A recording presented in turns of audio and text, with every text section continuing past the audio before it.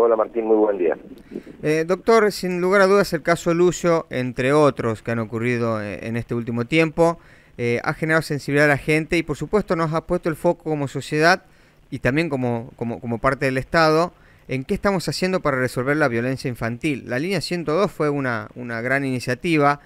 Ahora consultarle, a partir de esta línea, ¿qué radiografía del país sobre casos de violencia infantil han logrado formar?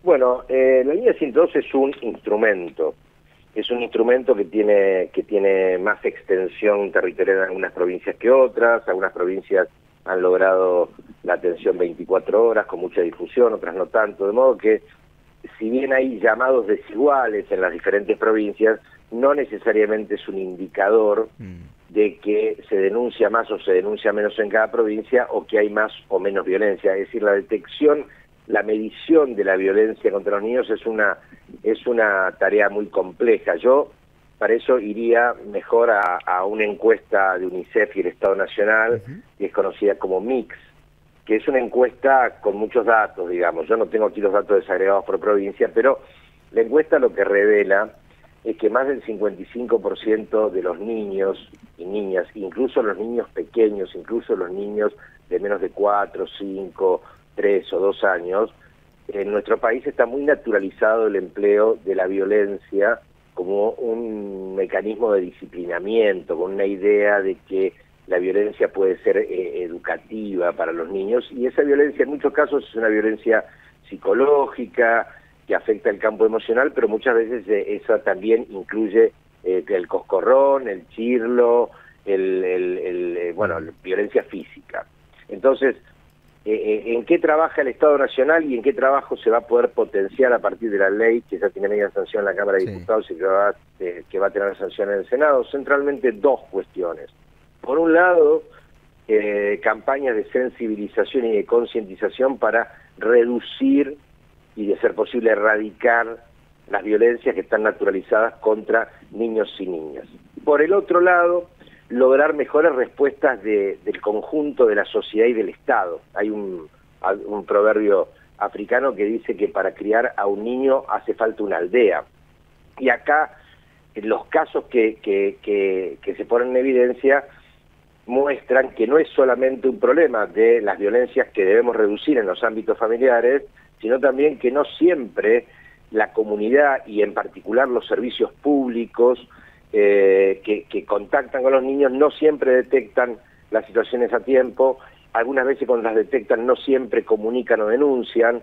Entonces hay una capacitación que ya estamos elaborando muy fuerte para todos los estados, en principio para todos los trabajadores del Estado Nacional, pero que si se hacen convenios pueden ser para todo el país, para justamente fortalecer esta respuesta con detección temprana de violencias y abusos para que el espiral de la violencia no ascienda. ¿Se entiende lo que estoy diciendo? Sí, sí, sí.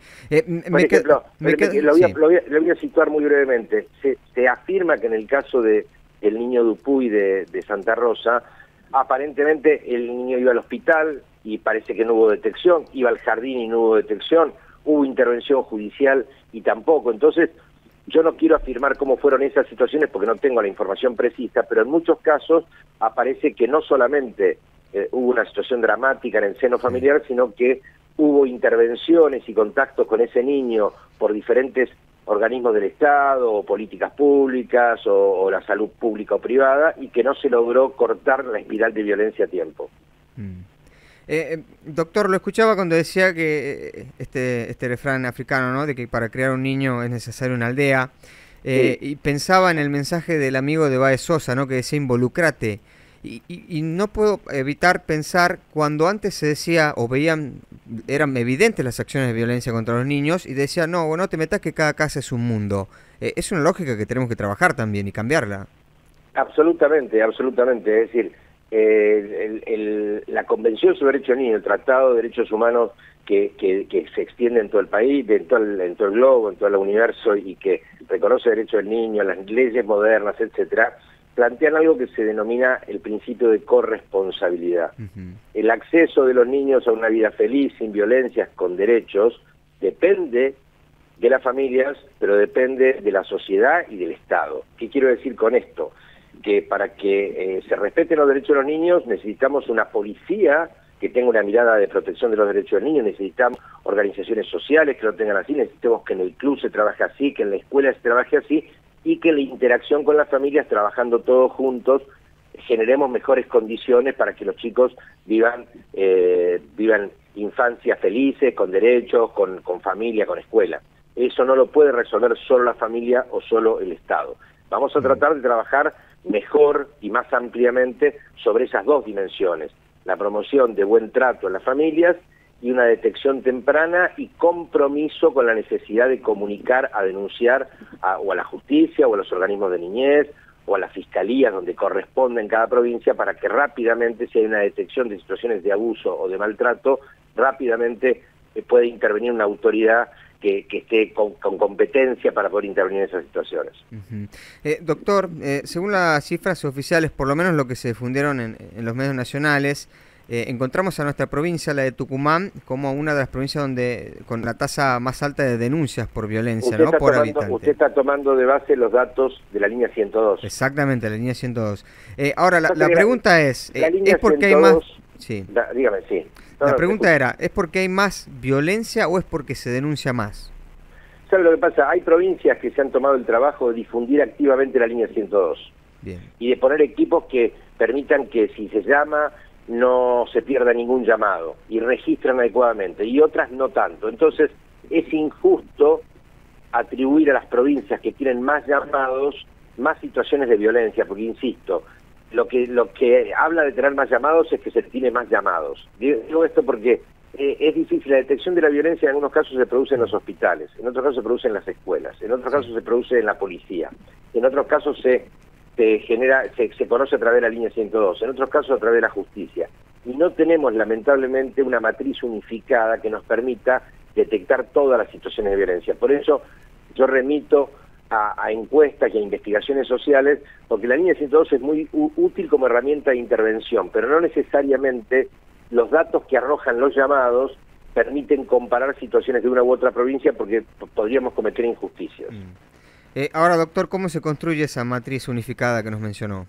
Es complicado porque, insisto, hay muchas, prácticamente ninguna provincia logra tener, ni a nivel nacional menos, una matriz que permita sistematizar tanta información diferente: la información del sistema de salud, la información del sistema educativo, la información de la justicia.